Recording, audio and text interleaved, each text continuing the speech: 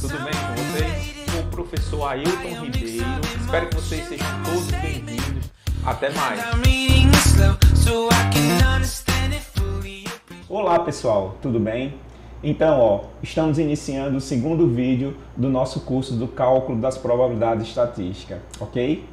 Então, a gente já viu, né, no vídeo anterior que foi um pouco extenso, né, e coisas bem teóricas, tá? Mas são importantes para o nosso estudo da estatística, ok? Bom, vimos, né, que existem vários tipos de variáveis, né? E um pesquisador, né, quando ele está interessado em estudar uma variável, nós queremos estudar o comportamento dessa variável. E isso daí a gente vai ver, né, vai organizar esses dados através de uma distribuição de frequência que vamos ver na aula de hoje, ok? Então vamos lá. Bom, então antes de iniciarmos aí o nosso estudo sobre a distribuição de frequência, tá? Vamos aprender a como organizar os nossos dados em forma de tabela.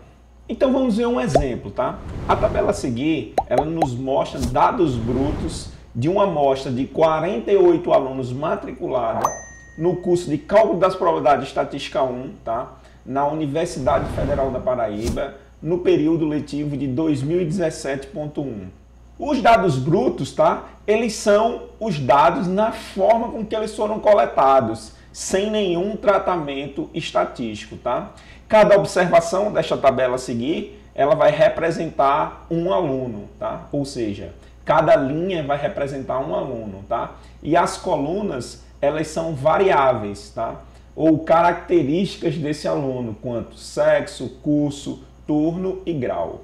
Vejamos. Então aqui está a tabela, tá? A gente já sabe que cada linha dessa daqui representa um aluno, né? E essas colunas aqui, elas representam as variáveis, né? Ou características desse aluno, né?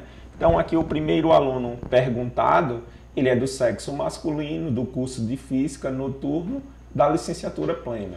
O segundo aluno é do sexo feminino, né? Do curso de Matemática noturno, da licenciatura plena.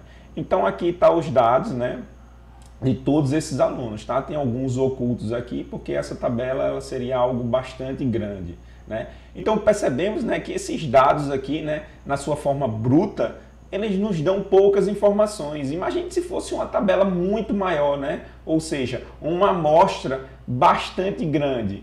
Aí que ficaria mais complicado ainda de conseguirmos compreender, né, as informações contidas nesta tabela.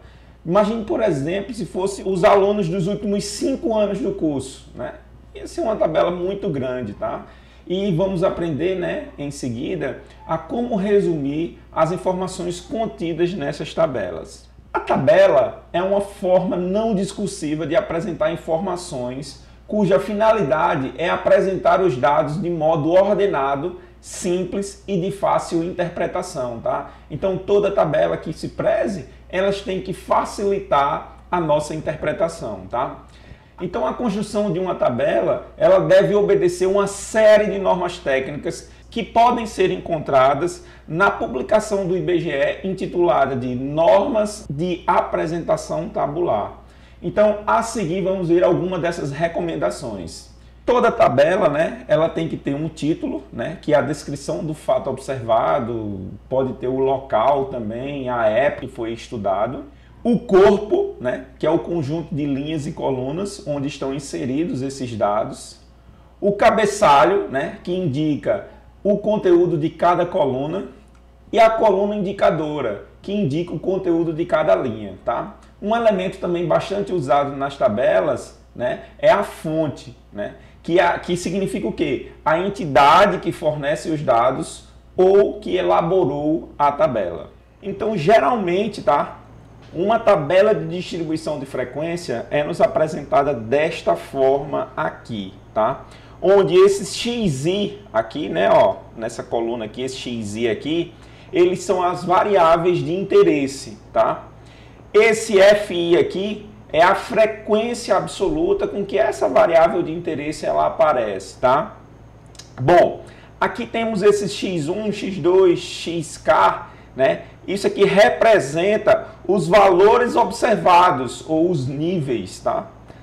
N, né? Esse N aqui, ó, que nada mais, nada menos do que quantos valores vão aparecer aqui, tá? Ele representa o número de observações.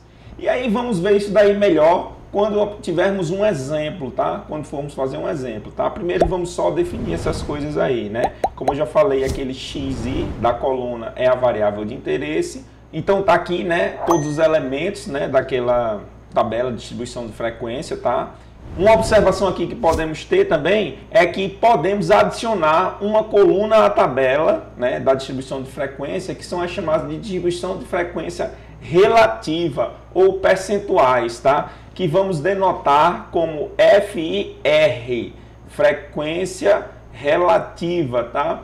Que significa o quê? Que é a frequência absoluta dividido pelo número de observações, tá? Se quisermos relatar isso daqui em porcentagem, basta a gente multiplicar por 100%, tá? A gente vai entender essas coisas aí um pouco melhor quando a gente for fazer um exemplo na prática. Então, ó, naquele caso anterior, né, da nossa tabela dos alunos do curso de estatística, né, da UFPB no ano de 2017, podemos, ó, organizar essa tabela, né, de uma forma bem mais simples, tá? Pela distribuição de frequência. Então, a variável que vamos considerar aqui é o sexo, né? E quais são os valores? Masculino e feminino, né? Então, o masculino, ele tem uma frequência de 37. Então, naquela tabela, dos 48 alunos, 37 são masculino. Já o feminino, 11 são do sexo feminino, tá? O total, ó, 37 mais 11, né, que essa daqui é a frequência, vai dar os 48, né, que é o número de observações. Já se eu quiser olhar a frequência relativa, né, ou frequência percentual, basta eu pegar 37, dividir por 48 e multiplicar por 100. Aí vai dar 77,1. O feminino, em termos percentual, 11 dividido por 48 vezes 100, 22,92. O total disso daqui, né, tem que ser aproximadamente, tá? Com relação ao erro aí, né, ao arredondamento, tá? Isso aí tem que ser 100, tá? Já se quisermos olhar aquela tabela, né, em relação agora ao estudo da variável grau acadêmico, né? Ou seja, daqueles alunos, quem faz o curso de bacharelado, quem faz a licenciatura e quem faz outro tipo de curso, tá? Então, os alunos que fazem o bacharelado, né, ele tem uma frequência de 18. Já na licenciatura, são 22 e outros são 8, tá? A frequência que temos aqui, ó, o total 48, né, a frequência absoluta. Já se quisermos olhar a frequência relativa, 18 dividido por 48 vezes 100, 37,5. 22 dividido por 48 vezes 100, 45,8. 8 dividido por 48 vezes 100, 16,7. O total aqui, ó, dá 100. Então, é dessa forma, tá, que construímos uma tabela de distribuição de frequência quando queremos analisar, né, quando queremos estudar o comportamento de uma variável qualitativa. Agora, quando a variável de estudo for uma variável quantitativa, tá certo? Existem dois tipos de tabelas de distribuição de frequência que podemos fazer. Uma é por valor e outra é por intervalo. Mas antes da gente ver isso daí, tá? E fazer com isso daí com exemplos, tá? Vamos apresentar o processo de construção de tabelas para esses dois conceitos, ok? O primeiro coisa que temos que saber, tá, é criar o rol, tá? O rol é o ordenamento dos dados em ordem crescente ou decrescente, tá? Depende de como você queira analisar esses dados. A segunda coisa que temos que ver é a amplitude total dos dados, tá? Que é a diferença entre o maior valor e o menor valor da variável, tá? E a gente geralmente denota, ó, AT igual a XN, que é o X maior, menos o X1 ou o X menor, tá? X1, isso daí se nós estiver já no rol, tá? No rol significa na forma crescente ou decrescente. Então vai ser o maior menos o menor, valor máximo menos o valor mínimo, tá certo? Bom, o processo, tá, de construção da tabela de distribuição de frequência por intervalos, né, ele vai seguir os seguintes passos. Primeira coisa que temos que fazer é obter o rol, tá certo? O segundo passo é determinar o número de classes da tabela, tá? E de um modo geral, tá? Esse número não pode ser inferior a 5, tá? E nem superior a 15. Existem algumas regras para determinar o número de classe. Neste curso, iremos considerar o seguinte, que K, que é o número de classes, ela vai ser igual à raiz quadrada do número de observações, ok? O terceiro passo é determinar a amplitude total do intervalo, tá certo? E vamos usar a seguinte expressão. Vamos chamar de H, a amplitude do intervalo, tá? E como o H vai ser dado de que forma, a amplitude desse intervalo? Vai ser a amplitude total dividido pelo número de classes. E em seguida, tá certo? Construir os intervalos de classe, tá? O limite inferior da primeira classe, ele será menor valor do conjunto, né, o x1 lá, e o limite superior desta classe vai ser o limite inferior acrescido da amplitude da classe, ou seja, vai ser um x1 mais o h, né, que é a amplitude. E assim, de um modo geral, tá? Classe a classe. Aqui temos um esqueminha, ó, a classe 1 tá aqui, vai ser o menor valor até o menor valor mais a amplitude. A classe 2 vai ser este final aqui, né? Ó, vem para cá até este valor mais a amplitude, que ficaria um 2H. E assim sucessivamente, tá certo? Bom, pode ficar um pouco confuso aqui, né? Nesse modo geral, mas quando a gente for resolver agora esse problema, tá? Aí vocês vão compreender um pouco melhor, tá? Então vamos lá para o exercício, ó. Uma companhia produz cabos náuticos de um determinado tipo que podem ser usados em barcos à vela. A medição da carga de ruptura em quilogramas para uma amostra de 30 cabos resultou nas seguintes observações. Bom, um cabo rompeu com 83 quilos, o outro com 96 quilos, 73 quilos, 102 quilos e assim por diante. Está aqui a observação, né, de ruptura dos 30 cabos, né, utilizados nessa amostra.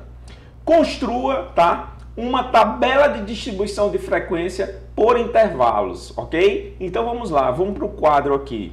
Então a primeira coisa que temos que fazer é colocar essas 30 observações em rol, ou seja, em ordem crescente, tá? Então está aqui, ó, coloquei todos os 30 dados em ordem crescente, 73, 78, 81 e assim até o 118, tá? As 30 observações, né? O segundo passo que temos que fazer é encontrar o quê? O número de classes, né? Então a gente tem que o número de observações são 30, né? E pela fórmula de Sturges, né? A gente tem que o número de classes vai ser igual a 1 mais 3,3 vezes o log de 30, né? Vezes o log de 30. Bom, e aí é só fazer essas continhas, tá? Coloca na calculadora, tá? Então sempre que a gente for utilizar, fazer esse tipo de distribuição de frequência, a gente vai utilizar calculadora. O log de 30 vale 1,48, 1,48 vezes 3,3 mais 1 vai dar 5,87. Bom, arredondando esse valor aqui, né, vai ser aproximadamente 6, tá? Então vamos utilizar 6 classes, tá? O terceiro passo é encontrar a amplitude total e a amplitude da classe, né? A amplitude total vai ser o valor máximo menos o valor mínimo, né? Ó, valor máximo 118 menos o valor mínimo 73. 118 menos 73, 45, tá? Então a amplitude total ela vai ser igual a 45. Já a amplitude de cada classe vai ser a amplitude total, que é 45, dividido pelo número de classes, né? O número de classes foi encontrado aqui em cima, ó, vão ser 6 classes. Quando eu pegar 45 dividido por 6, né? Esse daqui vai me restar um valor aproximadamente igual a 8. Então vamos para a construção, tá? Da tabela de distribuição de frequência, tá? Então as coisas importantes que já vimos o primeiro termo é o 73, né? O número de classes são 6 classes e a amplitude de cada classe ela vale 8, tá certo? Já vimos que numa tabela ela tem que ter o título, né? Então tá aqui o título, ó, distribuição de frequência de cargas de ruptura de cabos náuticos, tá? E aqui tá a nossa tabela, tá? Aqui está a variável que vamos analisar, né? Que é a carga, né? O FI, a frequência absoluta, tá? FI, porcentagem, a frequência absoluta relativa, tá? Em porcentagem. Esse FA aqui, ó, F maiúsculo A, ela é chamada de frequência acumulada, tá? A gente vai ver como é que se calcula e também a frequência acumulada relativa, ok? E vamos lá, ó. Então a gente já viu que para construir a primeira classe, temos que pegar o primeiro valor, 73. Outra coisa que é importante falar, as tabelas, né, de distribuição de frequência, a gente nunca fecha ela aqui, tá? Porque sempre a gente pode ficar adicionando algumas colunas, ok? Então, ó, o padrão geralmente é desta forma aqui, tá? Essas linhas do meio aqui, elas são opcionais, mas aqui nas laterais a gente nunca fecha elas, tá? Então, ó, 73 é o primeiro termo, tá certo? Então a primeira classe vai do 73, né? O 73, ó, esse traço aqui significa que o 73 ele pertence a essa classe. Até quem? 73 mais a amplitude da classe. 73 mais 8 vai dar 81, tá? Então aqui vai até o 81. Bom, o 81 ele não pertence a essa classe, tá? Ó, tá? Então aqui vai do 73 até 81. O 81 ele não pertence a essa classe. A outra classe continua aqui, ó. 81 vem para cá. Então o 81, ó, ele pertence a essa classe. Então tem esse tracinho aqui, ó. 81 pertence a essa classe até quanto? 81 mais a amplitude da classe. 81 mais 8 vai até o 89, né? 89 já vem para o início da terceira classe. Até quem? 89 mais 8, 97. A quarta classe, 97 até 97 mais 8, 105. Então aqui 105. A quinta classe, do 105 até 105 mais 8, 113. 113 é o início da sexta classe, que vai até 113 mais 8, aí daria até quem? 121, tá?